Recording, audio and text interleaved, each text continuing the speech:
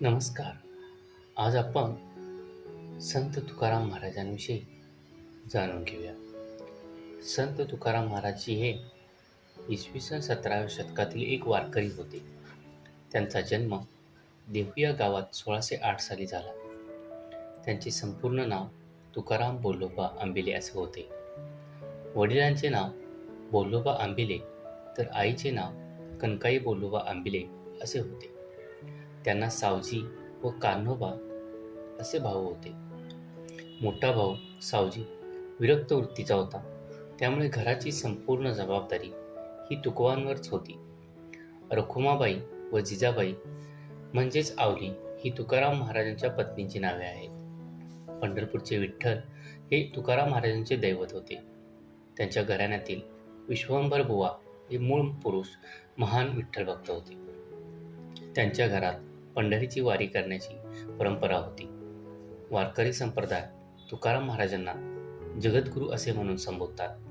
वारकरी संप्रदाय प्रवचन कीर्तनाच्या शेवटी पुंडलिक वरदे हरिविठ्ठल श्री ज्ञानदेव तुकाराम पंढरीनाथ महाराज की जय, जगद्गुरू तुकाराम महाराज की जय असा जयघोष करतात.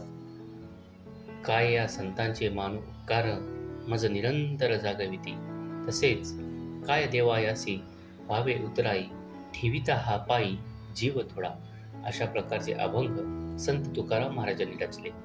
त्यातून त्यांनी ईश्वर भक्ती जनसामान्यांच्या अंतःकरणापर्यंत पोहोचवली. वारकरी संप्रदायाची अखंड परंपरा त्यांनी निर्माण केली. 17व्या शतकामध्ये सामाजिक प्रबोधनाची मुहूर्तमेढ रोवणारे थोर सुधारक संत म्हणून तुकाराम महाराजांना ओळखले जाते.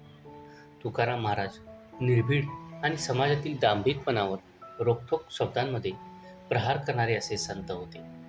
संत तुकारामांनी आपल्या साहित्यातून व कीर्तनातून समाजाला अचूक मार्गदर्शन करण्याचे कार्य केले. वारकरी ईश्वरभक्त साहित्यिक अभ्यासक व सामान्य रसिक आजही त्यांच्या अभंगाचा अभ्यास करतात. त्यांचे अभंग खेड्यातील अशिक्षित लोकांच्याही नित्य पाठांतर आहे. रामेश्वर भट यांनी तुकाराम महाराजांना संस्कृत भाषेतील वेदांचा अर्थ प्राकृत भाषेत सांगितल्यावरून त्यांना त्यांच्या अभंगाच्या गाथा इंद्रायणी नदीत बुडवून टाकण्याची शिक्षा दिली. गाथा बुडवताना इंद्रायणी नदीच्या काठावर लाखोंचा जनसमुदाय गाथेतील अभंग म्हणू लागला. यावेळी तुकाराम महाराजांना जाणीव झाली की आपले अभंग, आपली गाथा बुडालेली नाही, तर ती जनसामान्यांच्या मुखांमध्ये अखंड जिवंत आहे. आपल्या कार्याची ही खरी पावती आहे. तुकाराम महाराजांनी ईश्वरभक्तीची खरी ओळख निर्माण करून समाजाला जागृत करण्याचे कार्य केले. खऱ्या अर्थाने संत तुकाराम हे या काळातील लोकसंत होते. ज्ञानदेव महाराजांनी रचलेल्या भक्ती चळवळीला खऱ्या अर्थाने कळसास नेण्याचे कार्य संत तुकारामांनी केलेले आहे. तुकोबांना त्यांच्या प्रापंचिक जीवनात अनेक दुःखे भोगावी लागली. ते 17-18 वर्षांचे असताना त्यांचे आई वडील मरण पावले. मोठा भाऊ विरक्तीमुळे तीर्थाटनाला निघून गेला. भयंकर दुष्काळाचा त्यांना सामना करावा लागला. संतू नावाचा त्यांचा मोठा मुलगा दुष्काळातच गेला. गुरेढोरेही गेले. सावकारकी बुडाली. मन उदास झाले. संसारात विरक्ती आली. तरीही या परिस्थितीत त्यांनी श्री विठ्ठलावरची आपली परमभक्ती कायम ठेवत देहू गावाजवळी भंडारा डोंगरावर उपासना चालू केली. चिरंतनाचा शाश्वताचा शोध घेत असताना त्यांना साक्षात्कार झाला. तेथेच परब्रह्मस्वरूप श्री विठ्ठल त्यांना भेटला असे मानले जाते. सदुंबुरे गावातील त्यांचा बालपणीचा मित्र संताजी जगनाडे यांनी तुकारामांचे अभंग कागदावर उतरवून घेण्याचे काम केले.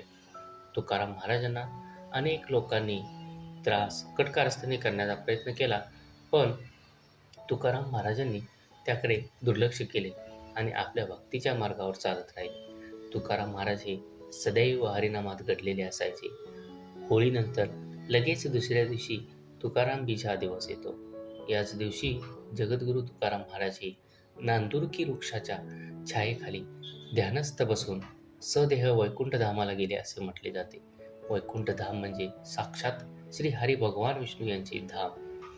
जगद्गुरू तुकाराम महाराज यांच्या नावातच राम आहे. छत्रपती शिवाजी महाराज यांच्यासारख्या एक युगप्रवर्तक महापुरुषाने तुकाराम महाराजांचे आशीर्वाद घेऊन आपल्या कार्याला सुरुवात केली होती. यामुळे तुकाराम महाराजांना जगद्गुरू असे संबोधले जाते. धन्यवाद.